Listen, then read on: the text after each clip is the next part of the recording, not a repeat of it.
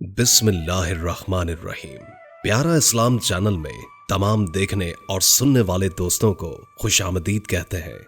आज मैं आपको एक ईमान अफरोज वाकया सुनाने जा रहा हूँ जो आपका ईमान ताज़ा कर देगा। ये वाकया है अब्दुल्ला बिन मुबारक रहमतुल्लाह ताला अलैह जवानी में किसी औरत के साथ ताल्लुकात बना बैठे, हत्ता कि उसको कहा कि मिलने के लिए कोई वक्त निकालो। उसने रात का कोई वक्त दिया। ये सारी रात इंतजार में रहे मगर मुलाकात न हो सकी। इसी हालत में सुबह की अजान हो गई। जब अजान हो गई तो दिल पर चोट लगी कि मैं एक औरत की वजह से सारी रात जागता रहा। मुझे उस औरत का मिलाप भी नसीब नहीं हुआ। काश मैं अल्लाह रब्बुल इज्जत की मोहब्बत में सारी रात जागता तो मुझे अल्लाह अपनी विलायत नसीब फरमा देते। ये सोचकर दिल में पक्की तौबा कर ली और इल्म हासिल करने के लिए उल्मा की एक बस्ती की तरफ चल पड़े। चुनाचे जब शहर से बाहर निकले, एक और बुजुर्ग भी उस बस्ती के करीब जा रहे थे। सख्त गर्मी के आलम में ये बादल के साए में चलते रहे। ये समझते रहे कि शेख की बरकत है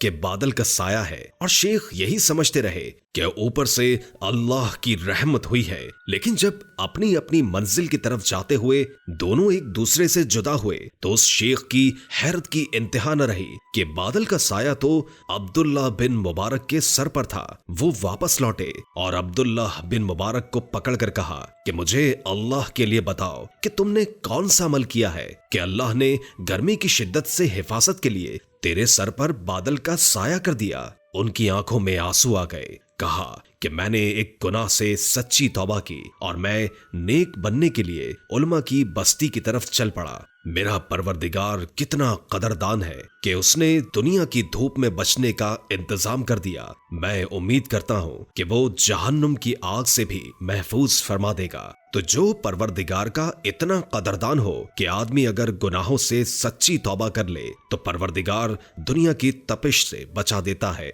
तो फिर जहन्नुम की आग से उन्हें क्यों महफूज नहीं फरमाएगा। वीडियो अच्छी लगी हो तो एक लम्हा जाया किए बगैर शेयर कर दें ताकि इस्लाह का सिलसिला जारी रहे। जज़ाकल्लाह।